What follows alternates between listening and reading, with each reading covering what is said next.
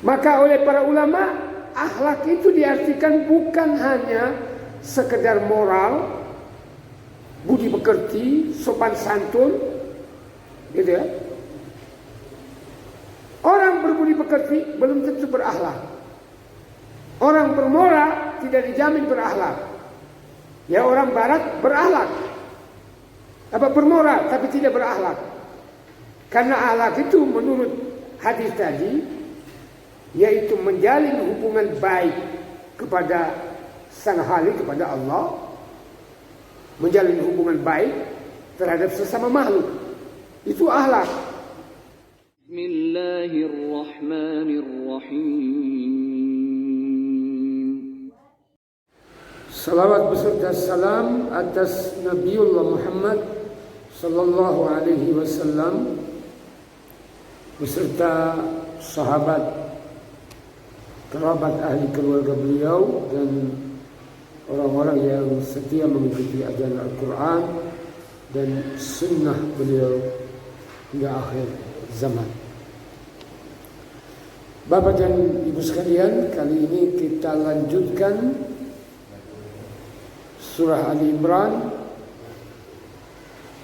ayat 159, insyaallah kalau ada waktu sampai ayat 164. Kita bahas dulu 159, 160. Esensi dari ayat ini mengenai kesempurnaan akhlak Rasulullah SAW. Nah, coba kita lihat.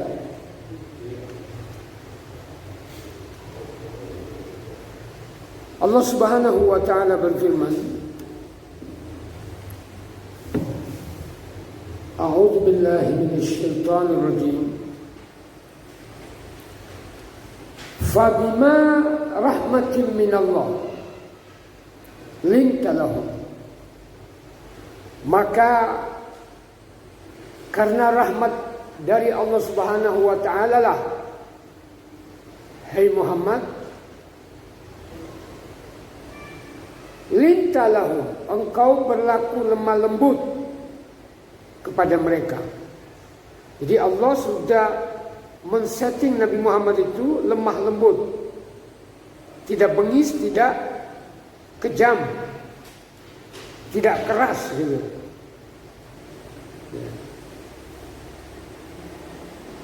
Walau kunta, andai kata engkau fadhan, bersikap keras, ghalidhal qalbi,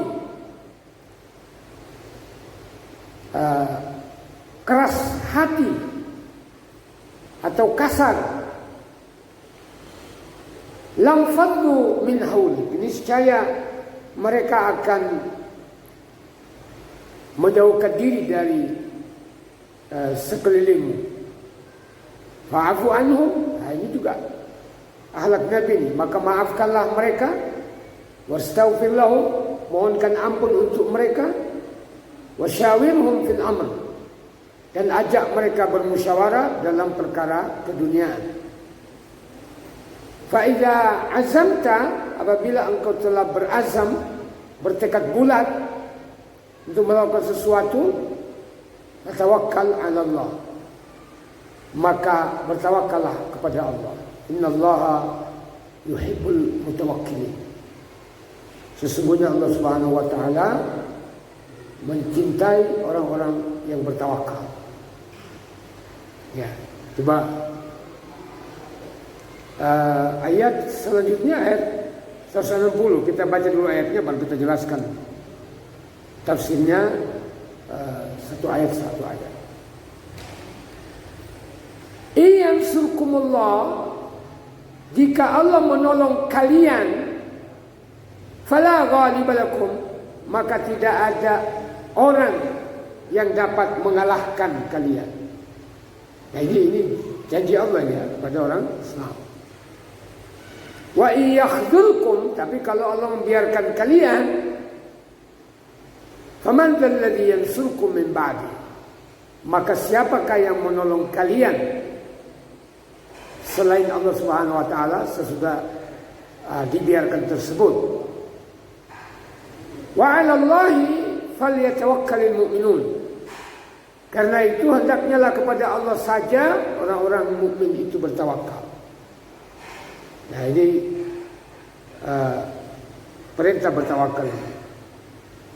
Maka sebelum kita bahas, Nabi mengajarkan kita banyak doa tawakal. Ketika kita keluar dari rumah, mau kemana saja mencari nafkah, Nabi mengajari Bismillah tawakkaltu ala Allah wala haula wala quwata illa billah. Dalam menghadapi perkara yang berat, kita baca hasbunallah wa ni'mal wakil, ni'mal maula wa ni'mal nasir. Ada lagi tawakal yang diajarkan oleh Allah dalam surat Al-Ahzab. Gimana itu? Hasbiyallah la ilaha illa huwa alaihi tawakkalt wa huwa rabbul 'arsyil 'azim. Nah ini sebagai kepasrahan kita kepada Allah Subhanahu wa taala. Jadi perintah untuk bertawakal. Kita baca 3 itu. Gitu ya, sebanyak-banyaknya. Ya, 3-3-nya kita baca boleh, gitu ya. Karena semua itu bentuk pernyataan tawakal kita kepada Allah Subhanahu wa taala. Ya, terutama ketika kita menghadapi cobaan berat, gitu ya. Saudara kita, anak kita, keluarga dekat kita sakit berhari-hari, berbulan-bulan, berminggu-minggu. Ya sembuh-sembuh tawakal pada Allah. Coba kita lihat tafsir ayat ini.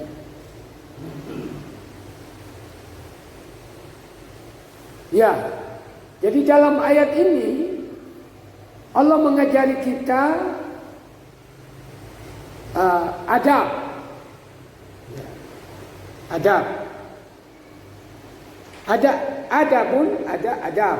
Kalau adab itu artinya sastra, nah, beda. Tapi kalau adab, itu artinya budi pekerti, perangai yang baik, sopan santun. Adab juga berarti tata cara. Adabul wudu berarti tata cara berwudu. Dan hasil dari perang Uhud. Ya. Jadi apa artinya pelajaran dari perang Uhud? Maka pada ayat 159 ini Allah memberitahukan kepada kita mengenai anugerahnya kepada Rasulnya secara sempurna, yaitu berupa akhlak, perangai yang baik. Ya, al-khuluqil ladzi huwa qawwamul amr. Ya, sebenarnya akhlak inilah tegaknya seluruh perkara. Ya. Maka Hamka menulis sastra itu, boleh menyatakan tegaknya rumah karena sendi, roboh sendi, rumah binasa.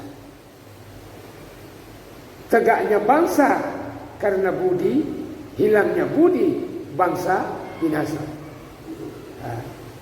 Jadi kalau budi pekerti sudah nggak ada, ya tunggu saja kehancuran satu negara. Nah sebenarnya sastra yang digubah oleh beliau itu diambil dari sastra Arab. Ada Ahmad Shauqi Beg, sastrawan Arab, menyatakan innamal umamul akhlaqu ma baqiyat fa in dhahabat akhlaquhum dhahabu. Ya, kalau kita artikan secara literal bahwa Ahmad Shauqi Beg menyatakan sesungguhnya suatu bangsa itu tegak dinilai oleh bangsa lain bagus tergantung terhadap akhlak mereka. Bila akhlak mereka hancur, maka hancurlah bangsa tersebut. Ya sama digubah oleh Hamka.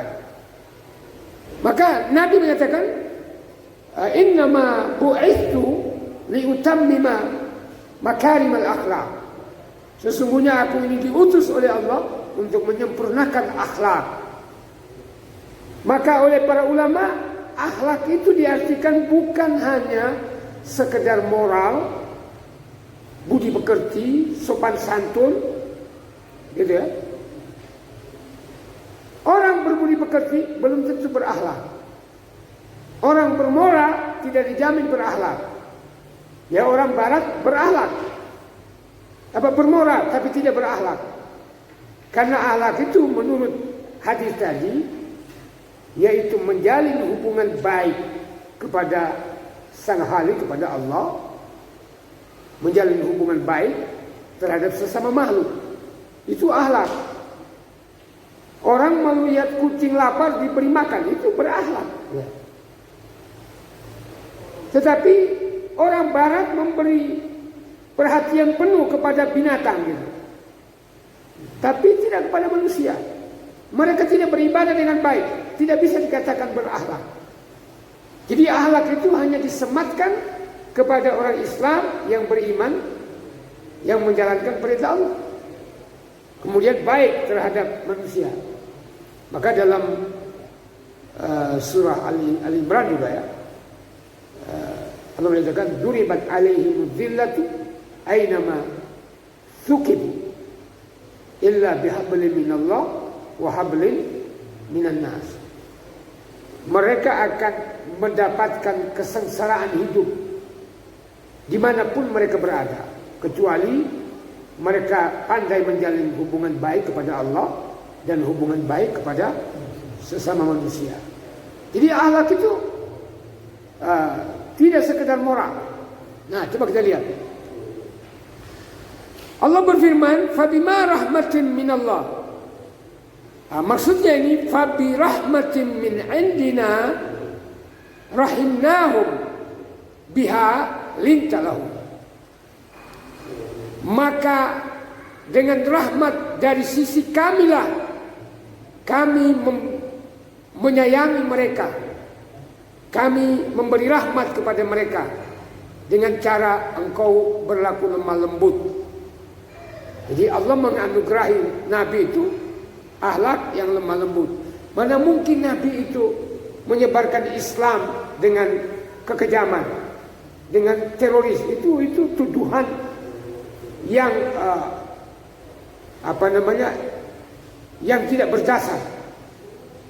Karena ketika Nabi menyebarkan dakwanya di Makkah selama 13 tahun, Nabi dan sahabat pengikut beliau itu yang dikejar-kejar. Sampai pindah ke Madinah pun beliau masih dikejar oleh Abu Lahab, Umayyah bin Khalaf, Al-Walid bin Mughirah, ya, dan kunjung-kunjungnya semua yang kafir dulu. Bukan Nabi yang pergi ke Makkah membalas dendam, enggak. Jadi Nabi hanya mempertahankan diri, membela agama, membela diri negara, ya. Kemudian menghadapi orang kafir atas perintah Allah. Allah menyatakan, "Waqatilu fi sabilillahi alladziina yuqatilunakum." Jelas ayat itu. Perangilah di jalan Allah orang yang memerangi kalian. Jadi kalau tidak ada perang, orang tidak memerangi kita, ya tidak boleh kita menyulut perang. Gitu. Kemudian Allah mengatakan wala ta'tadu, jangan melampaui batas.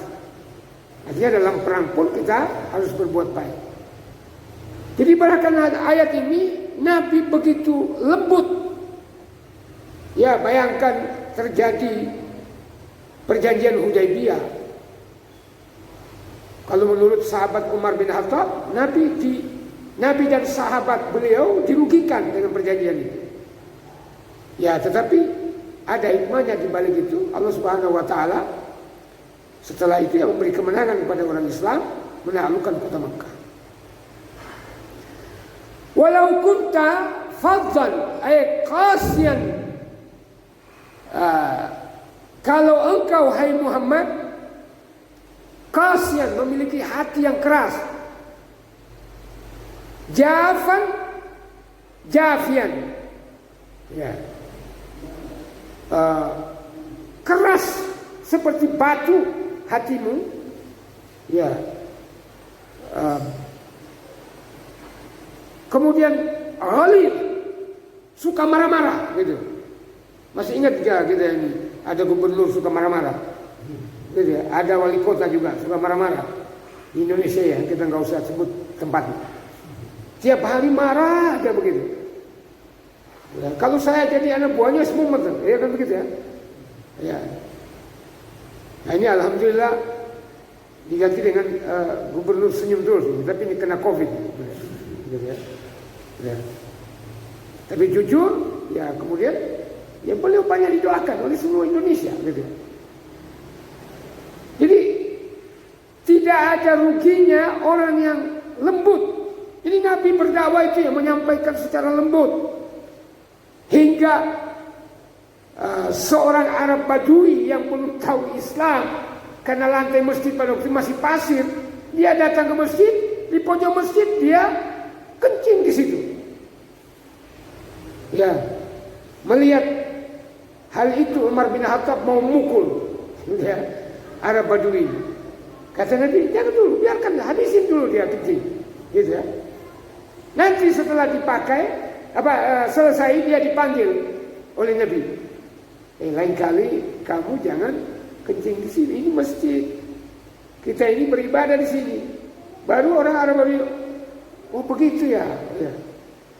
Nah kata Nabi setelah itu, coba kalau kamu pukul tadi, dia tidak lagi balik ke sini, ya kan? Jadi itulah Rasulullah SAW, luar biasa. Ya. Kalau engkau kejam bengis keras hati, maka mereka akan lamfaddu minhu, lari dari sisimu, bercerai-berai. Maka wahurrimu bidzalik sa'adat ad-darain. Kalau mereka lari dari sisimu, maka mereka diharamkan mencapai kebahagiaan di dunia maupun di akhirat. Coba.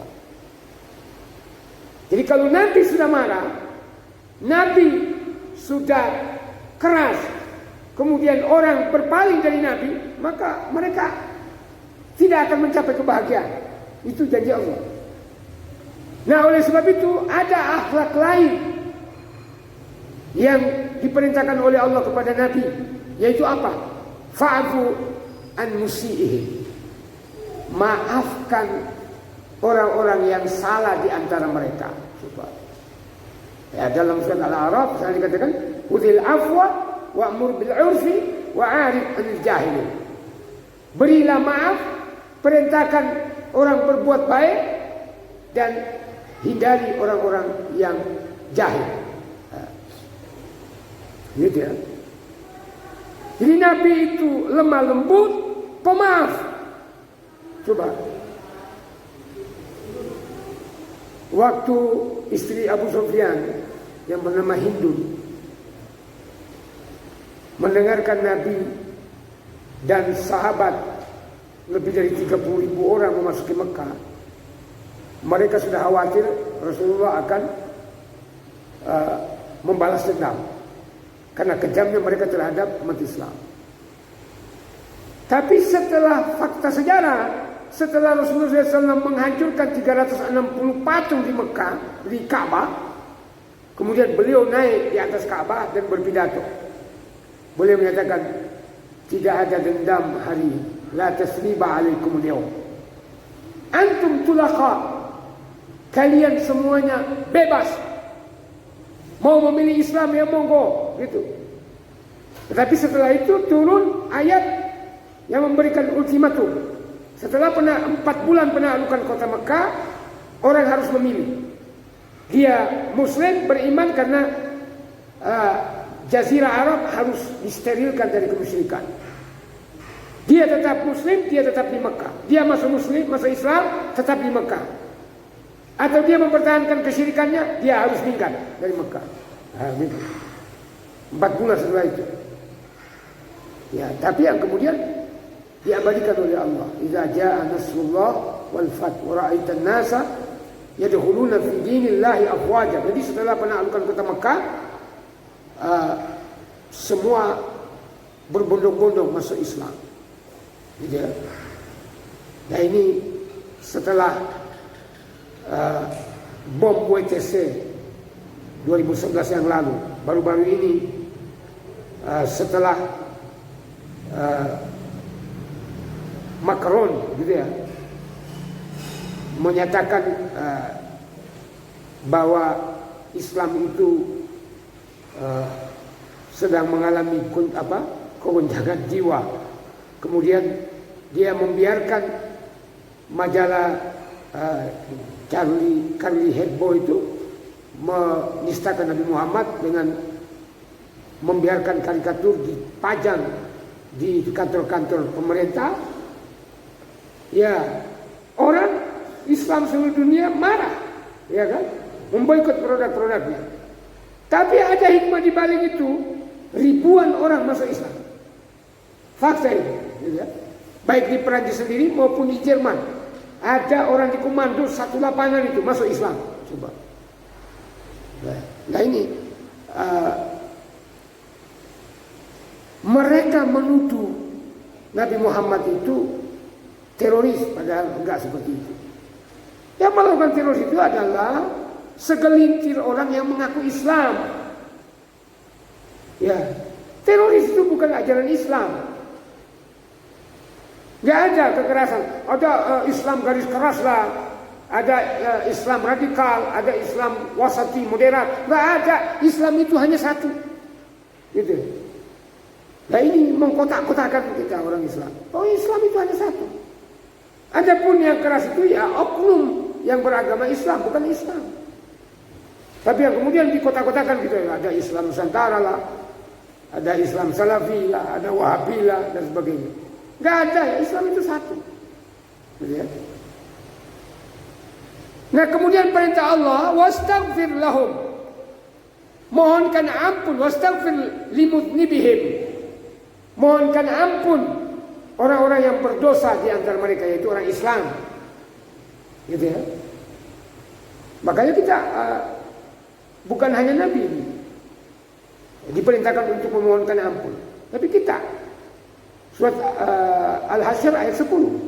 Walladzina ja'u min ba'dihim yaquluna rabbana ighfir lana wa li ikhwanina alladzina sabaquna bil iman wa la taj'al fi qulubina ghillan lil ladzina amanu rabbana innaka ra'ufur rahim. Itu doa yang diajarkan oleh Allah supaya kita mendoakan orang-orang Islam. Perintah Allah kepada Nabi itu di dalam surat Muhammad. Allah berfirman, fa'lam ayat 19, fa'lam annahu la ilaha illallah. Ketahuilah hai Muhammad bahwa sesungguhnya tidak ada Tuhan kecuali Allah. Wastaghfir lil mu'minina wal mu'minat. Mohonkan ampun untuk orang yang beriman, baik laki maupun perempuan. Ya. Nah ini perintah Nabi, perintah Allah kepada Nabi. Nah ini memberikan kesan bahwa tidak boleh ada dendam. Jadi Nabi itu tidak boleh ada dendam. Ya, kalau orang dendam ya tidak mau, sopo saya memohonkan ampun 4 orang masuk neraka baik. Gitu ya. Ya. Sama juga dengan NM, artis NM gitu. Ya, jangan tahu kan NM ya.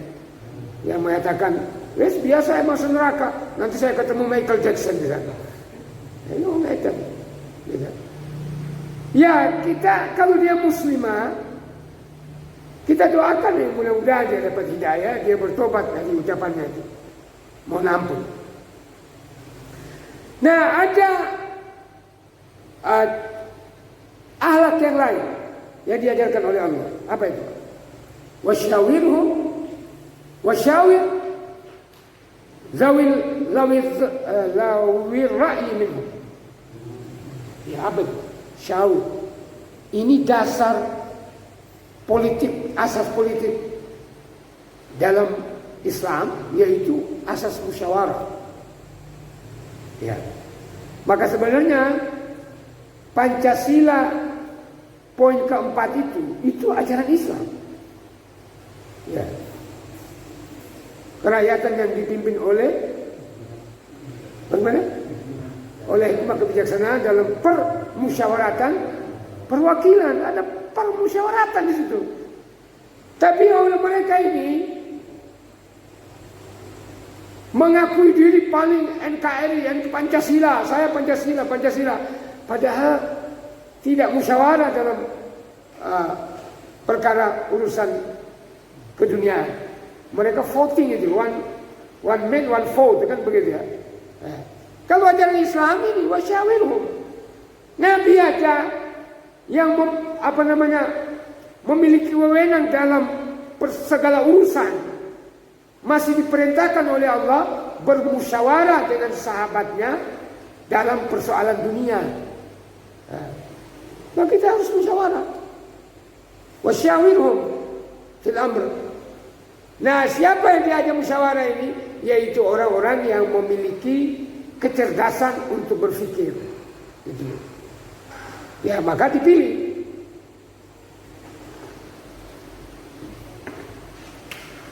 Jadi tidak semua diajak. Ada namanya ahlul hilmi wal ikti. Jadi ada beberapa orang yang yang dipilih oleh utusan mereka masing-masing. Nah, kemudian mereka ini bermusyawarah menentukan siapa menjadi khalifah. Ya. Nah, kalau zaman Soeharto, ya ada DPR, MPR yang kemudian secara bulat memilih Soeharto. Itu dianggap tidak demokrasi, gitu ya. Ya memang tidak demokrasi. Gitu. Karena waktunya demokrasi Pancasila. Tapi kan negara kita aman. Ya, negara kita makmur. Kita swasembada beras loh itu, ya. Saya termasuk orang yang ikut mensukseskan pertanian digalang oleh Soeharto. Ya, kita dapat pupuk waktu itu. Ada namanya Bimas. Wah, kita sampai beras itu Pak berada di lumbung padi itu tidak habis-habis dimakan 1 tahun. Karena kita tidak jual. Orang payu dijual Pak. Orang semua kerja sawah pada waktu itu zaman Soeharto. Ya. Semua orang kerja sawah. Kita mau jual beras berapa harganya? Gitu. Karena banyaknya orang menggarap sawah. Ya. Jadi ini wasyawil zawil ra'yi minhum. Wa idan bada dzalika ra'yu rajihul maslahah fa'azam ala tanfidhihi. Kalau kalau pendapat itu sudah bulat dianggap benar membawa kemaslahatan, maka bertawakallah kepada Allah untuk melaksanakannya. Jadi itu hasil apapun, hasil musyawarah harus dipegang bersama, disepakati bersama, harus dijalankan. Kalau terjadi hasil musyawarah itu ada kelemahan-kelemahan, kekurangan-kekurangan, tawakal kepada Allah. Nah, itu. Maka Allah mencintai orang-orang yang bertawakal. Tawakal yaitu berusaha untuk melakukan suatu apa yang diperintah oleh Allah Subhanahu wa taala atau yang diizinkannya, ya. Setelah ada sebab-sebab yang urhens, yang penting, ya, yang daruriyah, itu yang penting. Jadi maksudnya begini, kita menghadapi masalah yang rumit, angel, abot, maka kita harus berazam melaksanakannya sekuat tenaga kita. Selebihnya kita tawakal kepada Allah.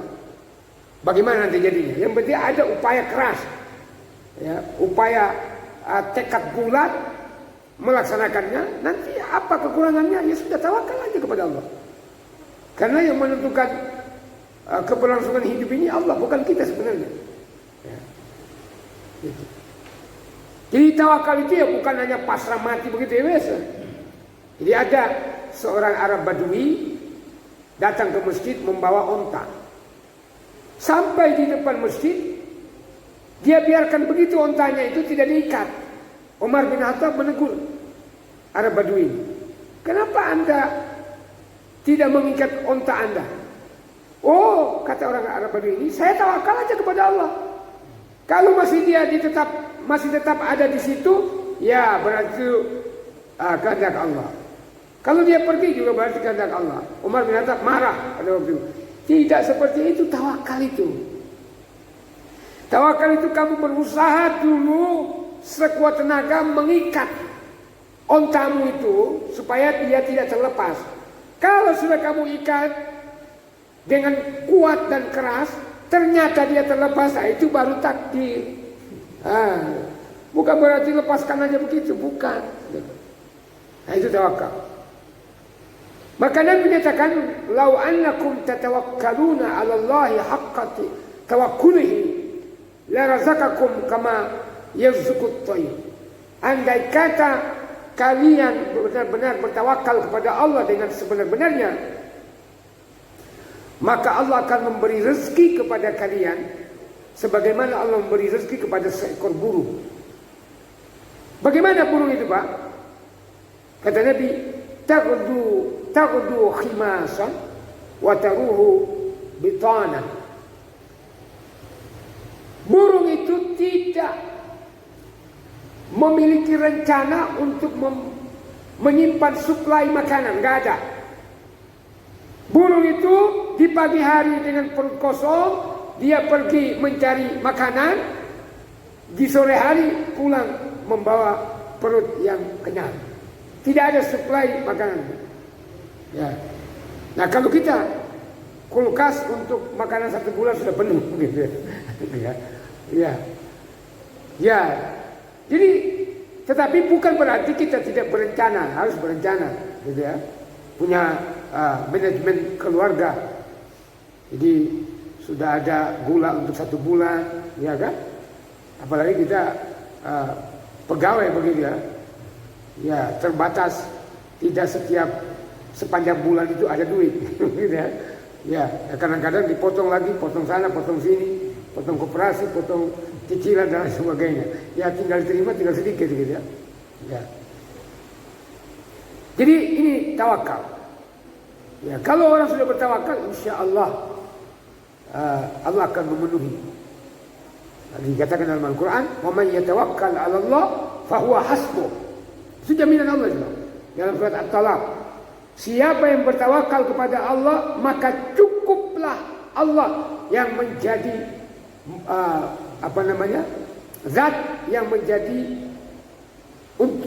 memenuhi segala kebutuhannya. Ya, cukuplah Allah sebagai zat yang memenuhi segala kebutuhannya. Ya, namun kadang-kadang kita tidak terjadi gitu ya.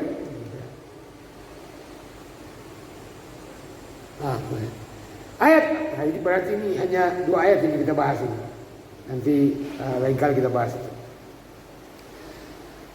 Ayat yang kedua, yaitu ayat 160, ini mengandung hakikat yang besar. Wajib kita mengetahuinya dan mengamalkan selamanya sesuai dengan kemampuan kita. Yaitu an-nasru biyadillah, bahwa kemenangan berada di tangan Allah. Kesuksesan itu di tangan Allah, bukan di tangan manusia. Terlalu sombong manusia, wah ini kerja keras saya ini. Nah, itu bagaimana Qarun, begitu kekayaannya dipikul kuncinya, anak kuncinya saja dipikul 50 orang, Pak. Ya betul. Diminta oleh Musa supaya dia mengeluarkan zakat. Apa kata dia? Ini harta ini karena kerja keras saya, ini karena upaya saya. Nah, jadi dia sudah menyekutukan Allah Subhanahu wa taala. Jadi harus kita tanamkan dalam diri kita, dalam segala hal, bahwa yang menolong kita itu Allah Subhanahu wa ta'ala. Termasuk kita ini bisa beribadah itu karena pertolongan Allah, Pak. Makanya kita diajari oleh Nabi doa itu. Kita baca di tahiyat akhir boleh, ya. Kita baca setelah salat boleh. Apa itu? Allahumma a'inni ala zikri. Ya Allah, bantulah aku, tolonglah aku dalam mengingat Engkau. Kenapa? Kalau Allah tidak beri hidayah kita, sulit kita berzikir kepada Allah, sulit beribadah. Dengan ini, karena dibantu oleh Allah Subhanahu Wa Taala sehingga tidak berat ke masjid untuk sholat berjamaah. Nah, orang yang dibiarkan oleh Allah Subhanahu Wa Taala tidak ditolong, datang ke masjid angel abot, ya kan? Susah itu, apalagi sholat subuh paling angel. Nah, maka wal khadlan kadzalik, demikian juga kegagalan. Ya, pembiaran. Jadi kegagalan seseorang, kalau orang itu gagal, fala yatlub nasran, fala yatlubu nasrun illa minhu. Maka tidak ada tempat untuk meminta pertolongan kecuali dari Allah Subhanahu wa ta'ala. Wala yarhabu khadlanahu ta'ala yakunu bita'atihi wa tawakkuli alaihi. Dan tidak bisa dia lari dari kegagalan kalau Allah membiarkan dia gagal. Jadi sebenarnya kita sukses itu karena bantuan Allah Subhanahu wa ta'ala, bukan bantuan setan, dukun dan sebagainya. Nah, kalau seseorang taat kepada Allah dan bertawakal kepadanya, insya Allah dia tidak akan gagal. Ya, tidak akan gagal. Nah, ini tadi yang difirmankan oleh in yansurkumullah, kalau Allah menolong kalian, fala ghaliba lakum, maka tidak ada kekalahan bagi kalian. Wa yaghzurkum, tapi kalau Allah membiarkan kalian, faman dzalladzi yansurukum, maka siapakah yang bisa menolong kalian setelah Allah Subhanahu wa taala? Wa 'alallahi falyatawakkalul mu'minun. Maka bertawakallah orang beriman. Kesimpulan. Yang pertama, ayat ini menjelaskan tentang kesempurnaan akhlak Nabi sallallahu alaihi wasallam. Ya, yang kedua, ayat tadi menjelaskan tentang keutamaan para sahabat radhiyallahu anhu dan kemuliaan mereka di sisi Allah Subhanahu wa taala. Karena mereka ditolong oleh Allah Subhanahu wa taala dalam berbagai perang. Yang ketiga, ayat ini menetapkan konsep dalam keduniaan di dalam agama Islam, yaitu konsep musyawarah, termasuk dalam penetapan hukum. Hakim itu harus bermusyawarah. Ini benar atau tidak? Menurut kamu gimana? Demikian juga ahlul hilli wal iqti, DPR, ahlul hilli wal iqti ini DPR itu harus bermusyawarah menggunakan akal sehat, tidak voting seperti kemarin merugikan tenaga kerja itu. Ya sekarang ini sudah nggak ada pesangon itu. Sudah begitu diketuk sah langsung berlaku, tidak ada pesangon lagi. Ya kan? Nah, ini harusnya ada asas musyawarah. Kemudian keutamaan berupaya keras dengan sungguh-sungguh, kemudian bertawakal kepada Allah Subhanahu wa taala. Jadi tawakal itu setelah kita berupaya. Kemudian yang terakhir, kita mencari pertolongan selain dari kepada Allah Subhanahu wa taala gagal. Jadi orang yang ditolong itu adalah orang yang ditolong oleh Allah. Orang yang gagal itu adalah orang yang digagalkan oleh Allah Subhanahu wa taala. Ini waktunya tinggal 4 menit. Ini pas kesimpulan. Ada pertanyaan 4 menit. Kalau bisa to the point, silakan. الحمد لله رب العالمين